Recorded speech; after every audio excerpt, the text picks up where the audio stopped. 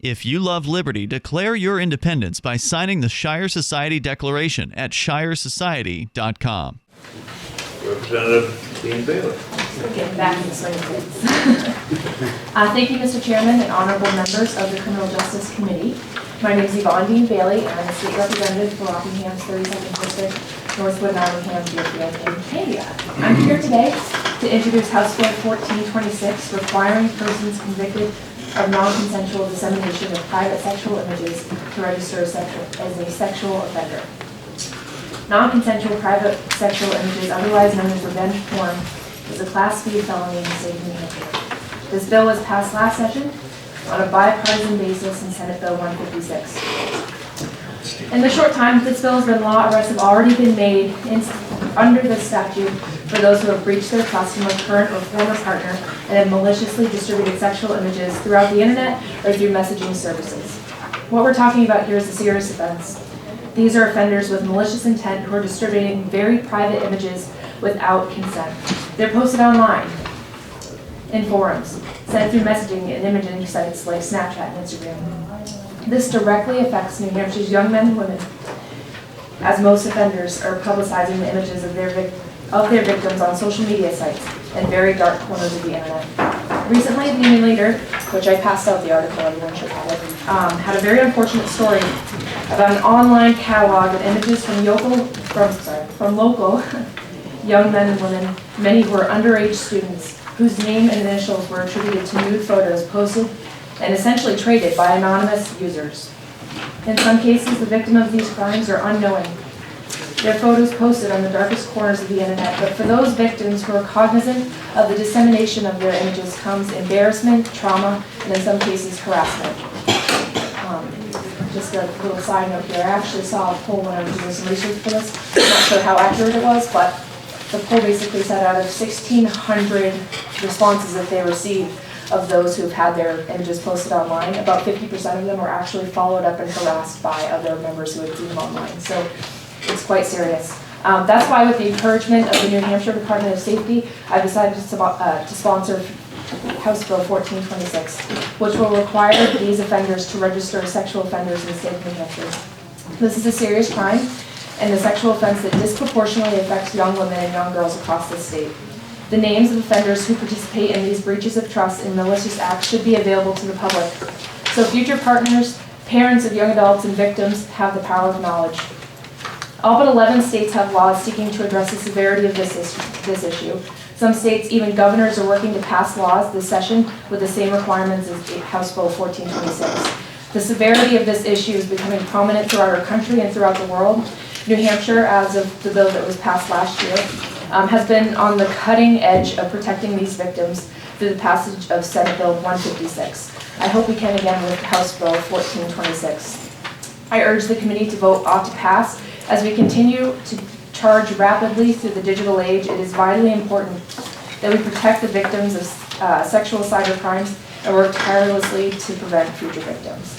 I'm happy to take any questions, but there's actually a representative from the Department of Safety who is here, who might be better equipped. I have a question. It'll be an easy one.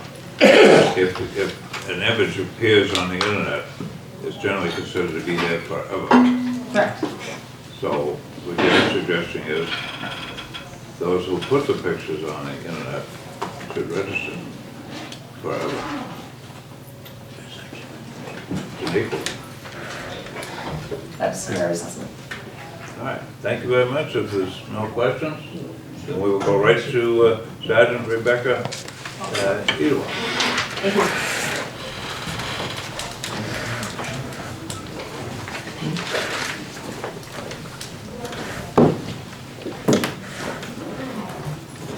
Good morning, Chairman. Good morning. My name is Rebecca Edelman. I'm a sergeant with the State Police and the unit commander for the Sex Offender Registry. In reviewing this bill, we supported this offense coming into statute in 2016, and we now support it to become part of the Sex Offender Registry.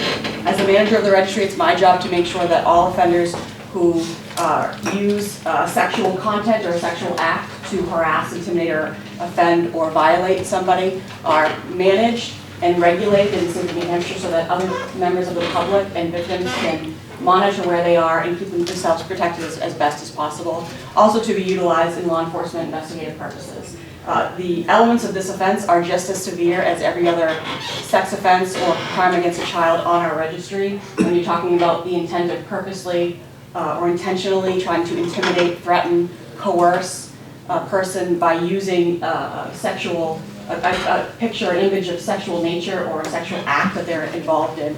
Although the person may have been a party to the picture, they were not a party to it being handed out and used against them when they didn't ask for that. As mentioned in the last, one of my statements is going to be that this is, once an image is out there, we find out that they're out there forever. You can never take that back. So in a rage or a concern of argument with somebody and you throw that out there, that victim will always be a victim. And other people will see that and they can never take that back. And it's my job as a manager to make sure they're always protected. I feel that this offense should be treated the same way that every other offense is in our statute that requires registration. That's all. This is Department of Safety, and I'm happy to take questions. When they register, how long is that registration good for under this? We have asked that this be a Tier 1 offense, and we did that because we felt that the elements were right in between a violation of privacy, which is already a registrable offense as a Tier 1, and what you would consider child pornography. Although these victims will not be children, we felt that it was best to make it a Tier 1 offense, which would be a 10-year registration, non-public unless the victim is a child. And if the offender commits a second offense, then they will become public and a lifetime registrant. Representative Rod. Yes, I have a question for you. Thank you for taking my question. Are these crimes generally children against children?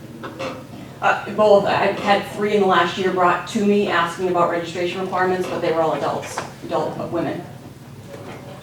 We have plenty of offenses that cover this issue with children. Just a follow-up comment. Would you believe that when I think of this, and I know people have had a problem with this or had an old boyfriend put their naked image on the internet, but I think of it as a child against child bullying sort of crime. It can be, but we have statutes that cover that. So this is really to also help the adult victims that have no way to back that up. Thank you. Representative Byrd, you had a question? Yes. Sergeant, could you tell me the status of the federal sting operation called Operation Playpen? I'm not familiar with that. Representative Testament. You said, excuse me, a non-public list. Aren't all of the people on the sex offenders list, aren't they available to the public? No. The only requirements for what we refer to as the public list are Megan's Law requirement. You have to have a victim under the age of 18 or have committed a subsequent or second offense. The purpose of what we would consider a predator, somebody who is continuously offending, that's when the law allows them to be on the public list. Either if the victim is under 18 or if they're multiple offenses. That's the only times. In New Hampshire, we have about 3,000 offenders. Only about 13% are not public. So the majority of our offenders are public. Representative Shanley.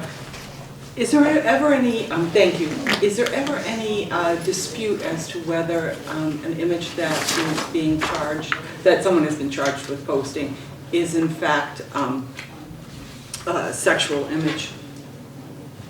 Well, there are definitions of what a sexual image is, so it would have to meet that criteria under the element and for prosecution purposes. I deal with the after effects of that, not the prosecution side. Representative Byrd. Thank you, Mr. Chairman. I do have a couple of questions. One is, are these pictures taken without the person's knowledge? No. So at the time, it's consensual picture taken or videotape? Yes, if it was not consensual, then it would be a violation of privacy.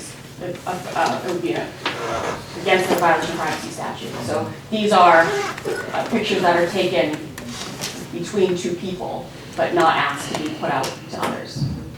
Okay. And then, could you get us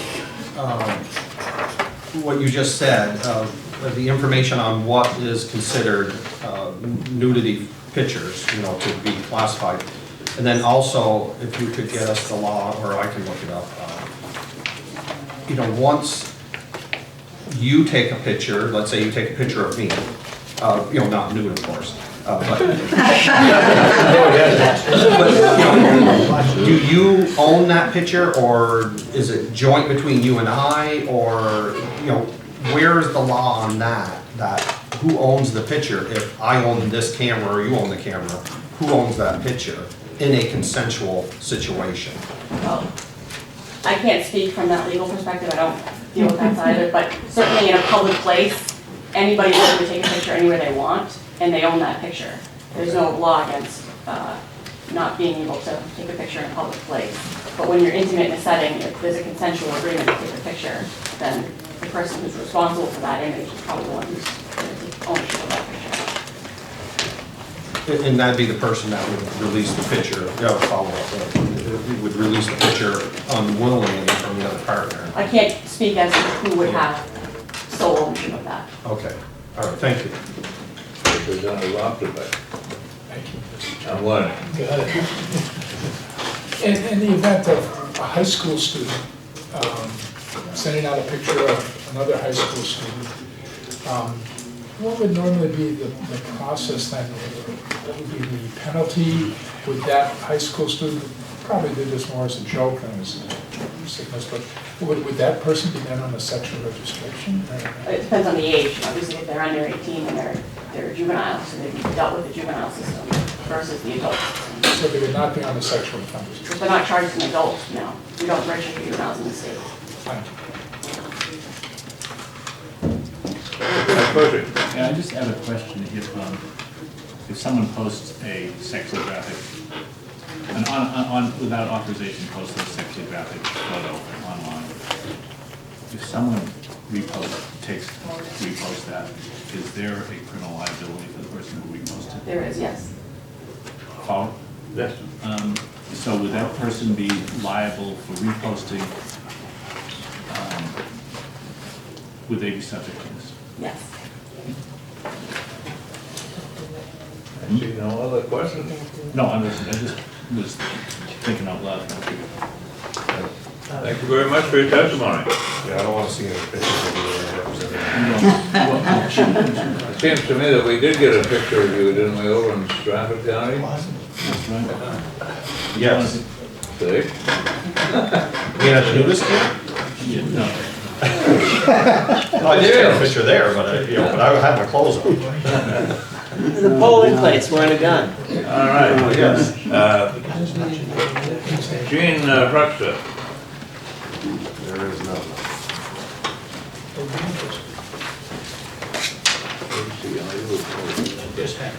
Last time, I promised today.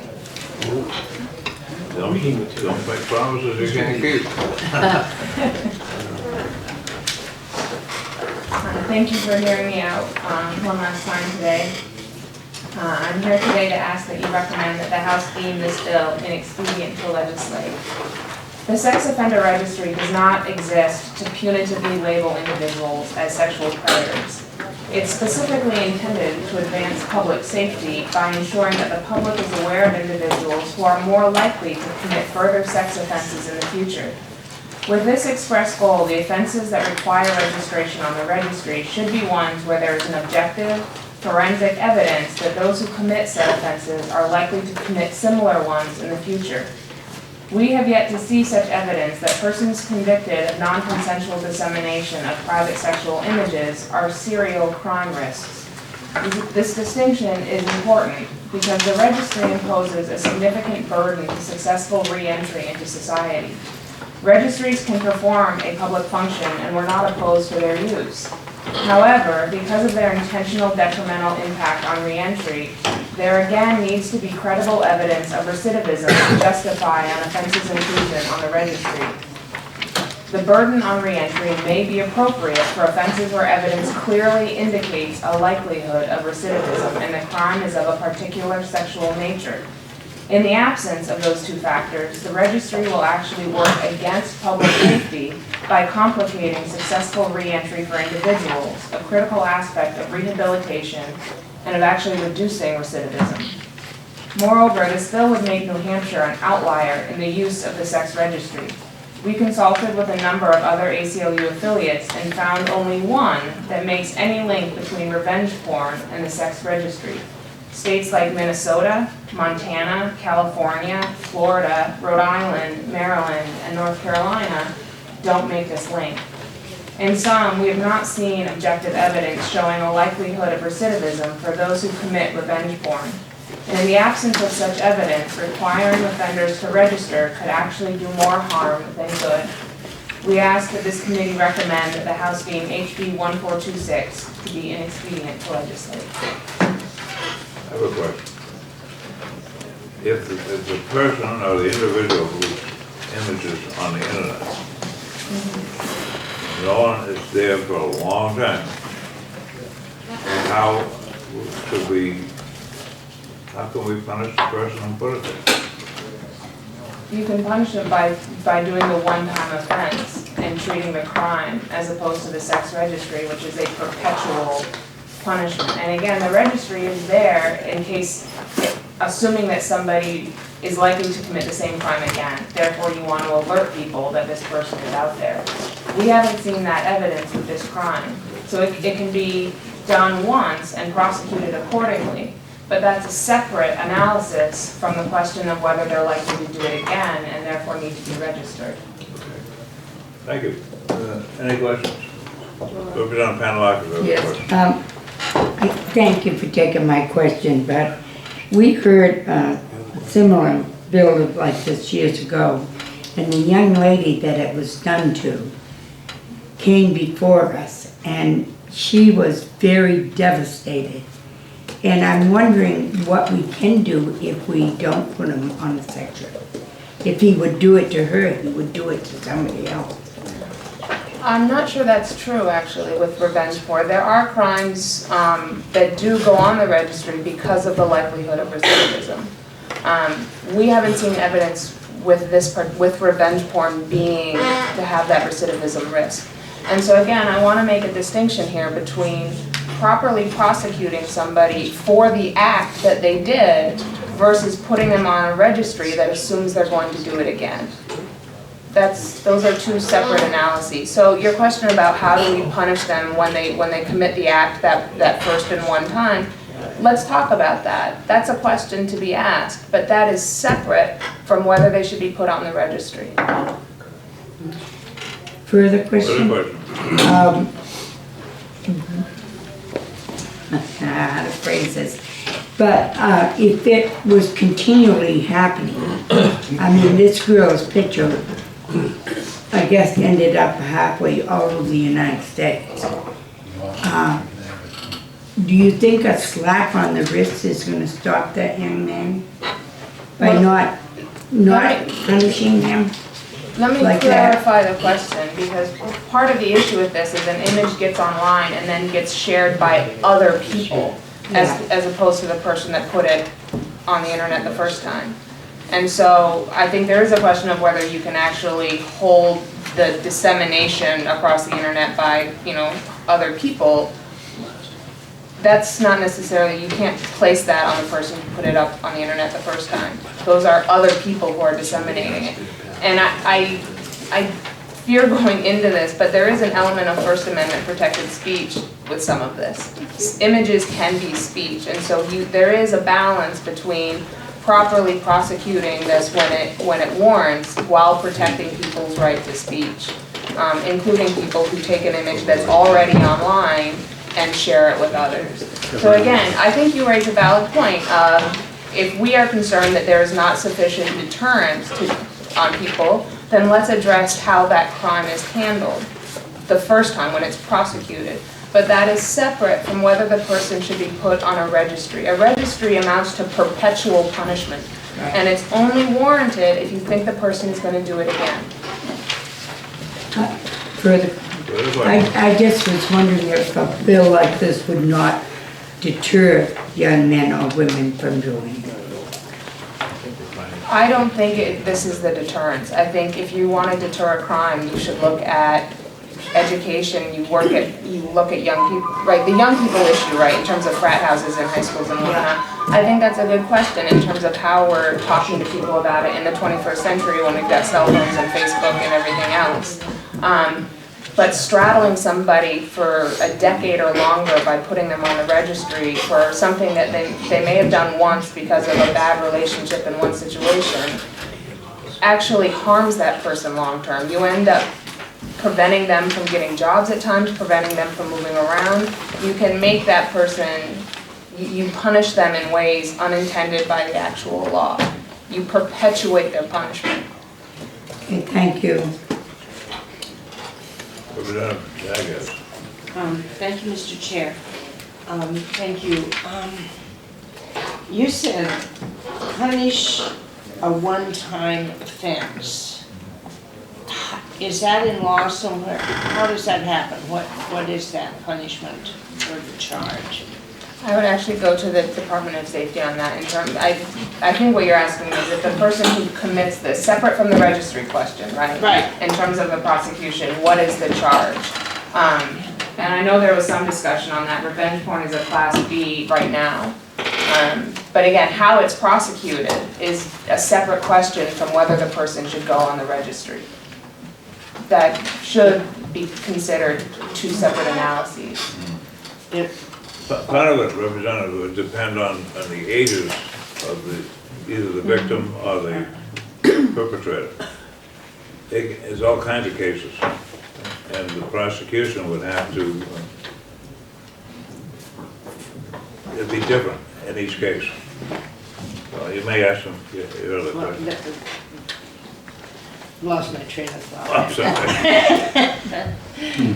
Representative Ham. Yes, I'm just wondering, the first person publishes the image, and of course it's there, and generally something like that can go all kinds of places and can be seen by a lot of people.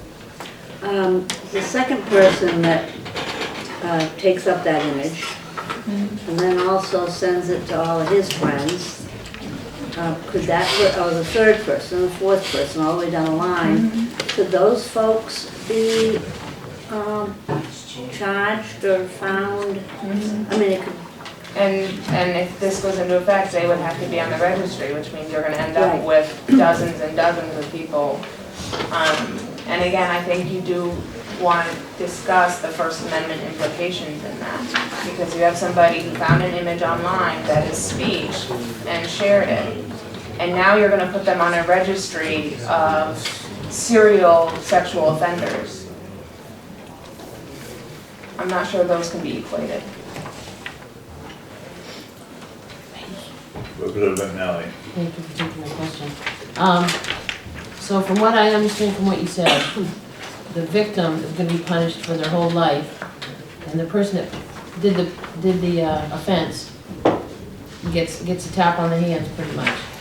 But from what the sergeant said, if they're on the list, it's private for 10 years unless they reoffend. So who cares? The other person's life is ruined, whether they knew it or not. And then it's gonna continue because other people are gonna do it. And those people that redo it, they should have known better, obviously. But I don't see the difference of being punished for 10 years. I don't see how, if it's private, can a person that's gonna be hiring them, can they see a private list of posting a photo? Yeah. No, they cannot. It's only for law enforcement So purposes. I think 10 years is worth being punished for doing something you shouldn't have done in the first place. And the other person, it's gonna be their life ruined, basically. I would, that analysis could be applied to any crime. Sure. A lot of victims suffer for life, but our judicial system limits the punishment for a multitude of reasons. So I don't think 10 years is, anyway, that's just my opinion. Representative Burke. Thank you for your testimony. I guess I'll ask you the question, if you know, in a consensual situation, you take a picture of me, do you own that picture? Because under fair, I have a little TV show, and under fair use, I'm taken from Fox News and CBS and everybody else under fair use. So I'm wondering who owns that actual picture? That's my understanding. if you own it's speech. Like, that's why people can take pictures of public figures, right, and they own that picture. But I'm not an expert on that, so I don't want to. Yeah, I mean, that's true, that's been litigated over and over. You don't own every single photo of you, the people who took the photo of you. Further questions? Seeing none, thank you very much for your testimony. Ian Freeman.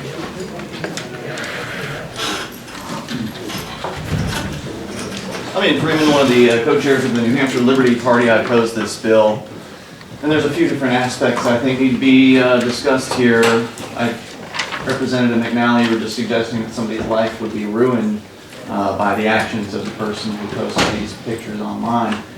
And while it's, in my opinion, a very tacky thing to do, which would be to post a picture of somebody without their consent on the internet, I don't think that's going to ruin somebody's life. I mean, we're talking about the internet here.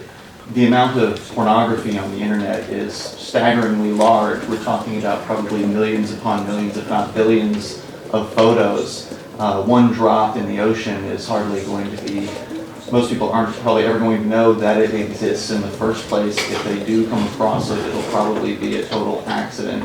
So I find it hard to believe that anyone's life would be ruined over an indiscretion such as this.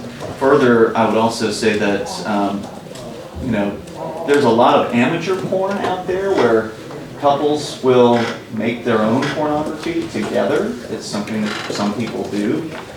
How are we to know if the person who was the victim in this case actually consented to their photo being taken in the moment and consented to it being uploaded to an internet website as part of this amateur pornography, but then later, after a bad breakup with that same person, comes back and says, oh, I never consented to this. So do you now need to have a contract with your boyfriend or girlfriend if you're going to be putting something online to make sure that that person later on doesn't come after you for so-called revenge porn? Why not let's ask the people involved in this to take responsibility for their actions? Because if you don't want your picture to be posted on the internet at some point, maybe you shouldn't allow the picture to be taken in the first place. Now again, if the picture is taken without your consent, that's a problem. But if you're consenting to the photo being taken, you should know that there's a chance your relationship's not going to last forever. There's a chance that it might go bad, and that that person might do something very untoward and very inappropriate. I think it's tacky, but I don't think it's something that deserves a sex offense registry. And further, I'm just opposed in general to the idea of registries. I think we've seen the unintended consequences. I don't know how many of you are familiar with them, but you put people on these registries and you start treating people who shared a picture on the internet the same as a serial rapist. You start treating people who shared who peed outside. I don't know if New Hampshire is one of the states where effluence gets you on the sex offender registry, but some states have it, where if you're in a public park and you really gotta go and there's no bathroom around and somebody sees you do it, all of a sudden you're on the sex offender registry with, child rapists. And so, to me, there's a problem there. You end up having certain registration requirements requiring these people to, in some places, not live in certain areas. Well, what we saw, I host a talk show, we come across some of these stories from time to time, and I don't recall which state it was, but they were reporting on these sex offenders that because they couldn't live within 1,000 feet of like a school or a playground or whatever, that they were all living in the same trailer park on the outskirts of town. And so instead of punishing these people, you put them all together in the same place. And I don't know if that's a good idea either. And then of course we've seen people kind of taking things into their own hands and trying to get revenge against these people using these registries to go after these people and maybe beat them or punish them physically. I think there's a lot of unintended consequences here, and it makes life very, very difficult for these people that are on these registries. I don't think somebody belongs on it for publishing a picture on the internet. That's all I have to say. Thanks for listening. Further questions? Dr. Panalakis has a question. Yes, Mr. Friedman, how would you handle this situation then? This situation with somebody having a photo of themselves put on the internet, I wouldn't do anything about it. I mean, it's tacky, but to me, it's not a crime. Don't take your clothes off for a camera if you don't want it posted online. Thank you. Thank you very much. With that, we will close.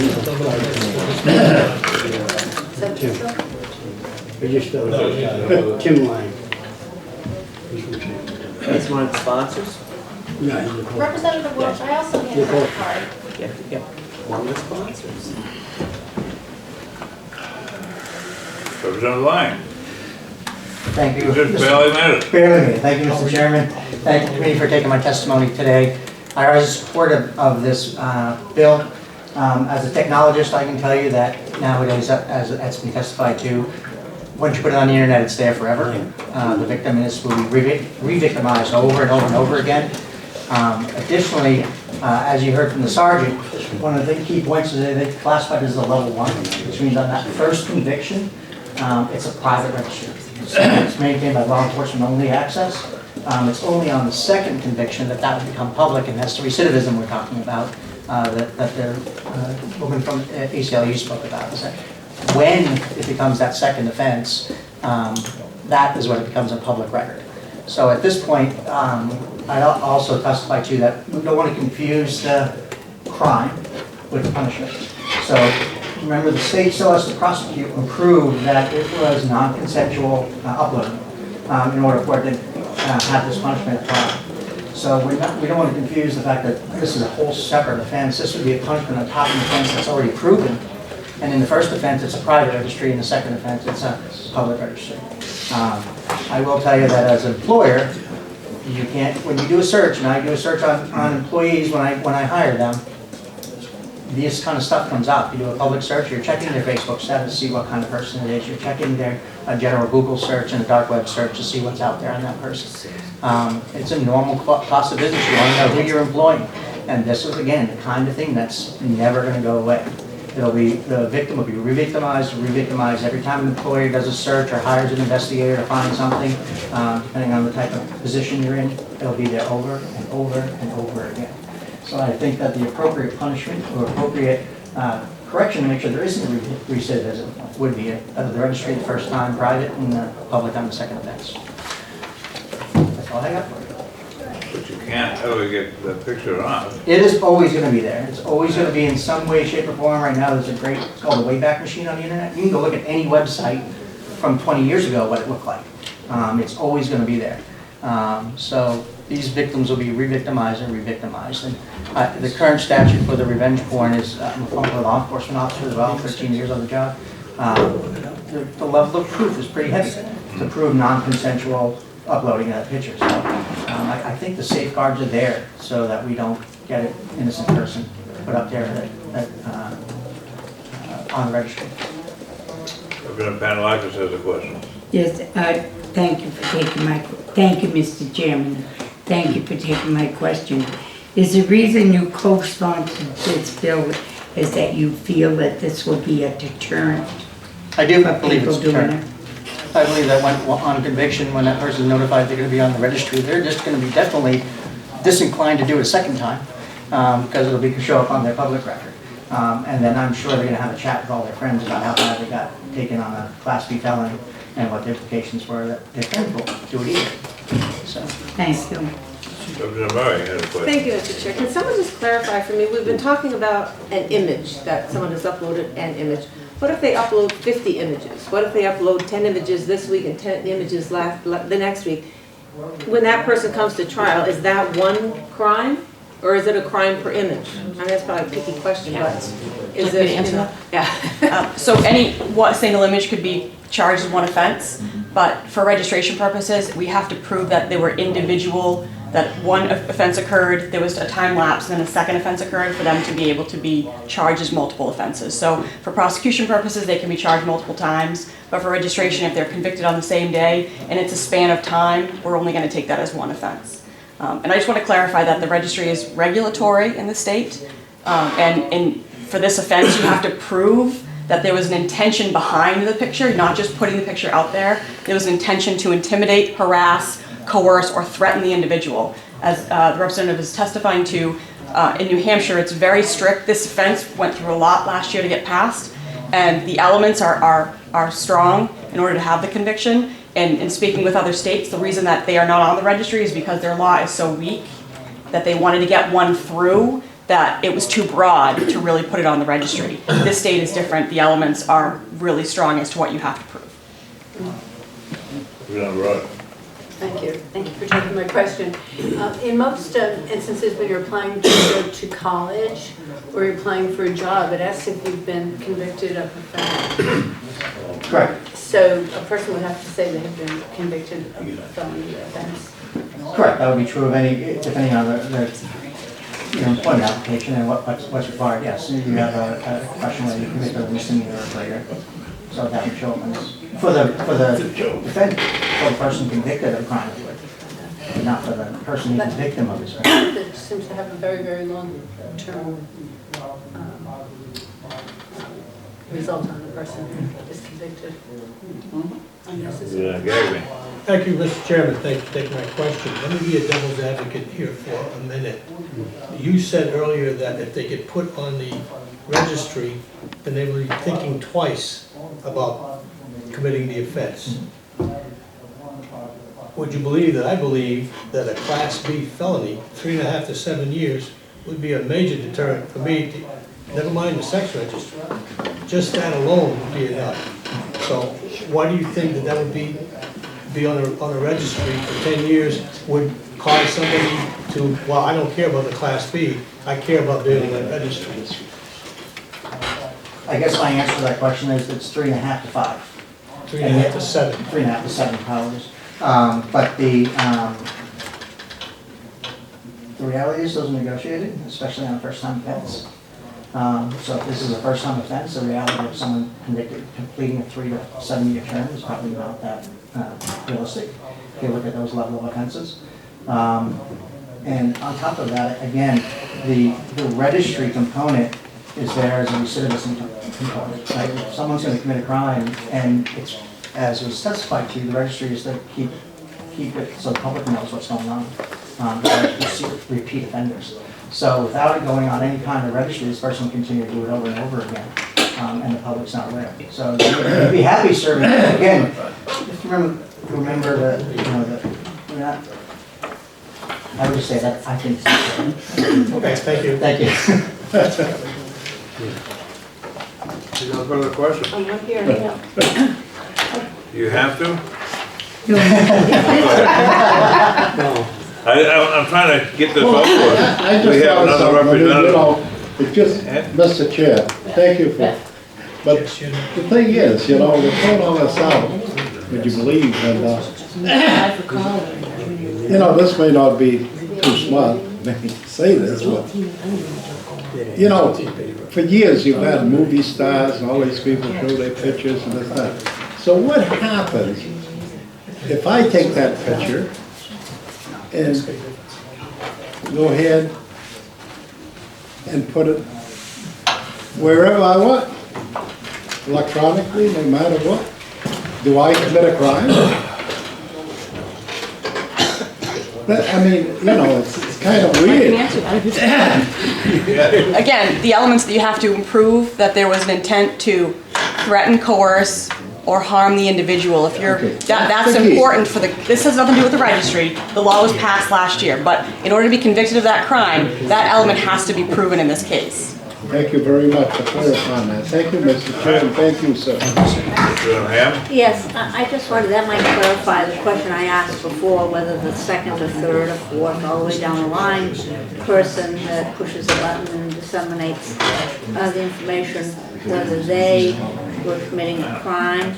It sounds like maybe not, because maybe their intent wasn't to harm, threaten, coerce. Do you have any response to that thought? That would be the same, and again, in prosecution purposes, you have to prove that element for them to be convicted. If they're convicted of the crime, that element was proven, and they would fall under the regulations that the rest are for this offense. The odds of that are so much slimmer. Yeah. Much slimmer, yes. Slimmer than the first. No further questions? Thank you very much. Yep. And, They wouldn't take it. Representative, we have one card left. Yes, sir. All right, Catherine Cooper.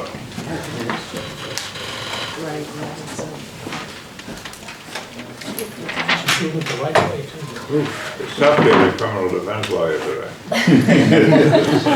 Thank you, Mr. Chairman and members of the committee. Catherine Cooper here on behalf of New Hampshire Association of Criminal Defense Lawyers. I would like to point out a couple of quick things, and I will be brief, but they are important. There are many ways that you could commit the underlying crime that have absolutely nothing to do with sex, okay? Taking someone's naked picture, you can get a naked picture from a variety of places and you can publish it in order to be mean, just to sum up quickly the mental state. It may have absolutely nothing to do with sex, and we're talking about putting people on a sex registry. That is wrong, in my opinion. It is very wrong, for all of the reasons stated by the ACLU and some of the other witnesses. I would also like to point out that, many times in this statute, we are calling it revenge porn. It can have absolutely nothing to do with revenge. It can have absolutely nothing to do with porn. But a lot of conduct is covered that has absolutely nothing to do with either of those things. So, this can take place between friends. A girl might be mad at her best friend and print out a picture. It also doesn't even have to go on the internet. It can be a text, it can be a print on a piece of paper that you hand to someone else. So there's a great deal of ways this crime can be committed. And my final point is I take issue with considering conviction for this a slap on the wrist. I think a B felony is extremely serious. After years and years of looking defendants in the face and asking people, why did you do this? Did you think about the consequences? 99 out of 100 times the answer is no. Because people do stupid things like this all the time and they have absolutely no thought for the impact it's going to have or on them or really the people that they're doing it to. So I don't think deterrence in a crime of this type is a good reason for putting someone on a sex offender list. No questions? Thank you. Very much. We will close the hearing on House Bill 1426 and we will reopen the hearing on House Bill 15. We'd like to invite you to visit freekeen.com. Freekeen.com features audio, video, and blogs chronicling the transition to a voluntary society. Freekeen.com also has comments and discussion forums so you can be heard. Freekeen.com. I should be in Keene, New Hampshire with the Free Staters.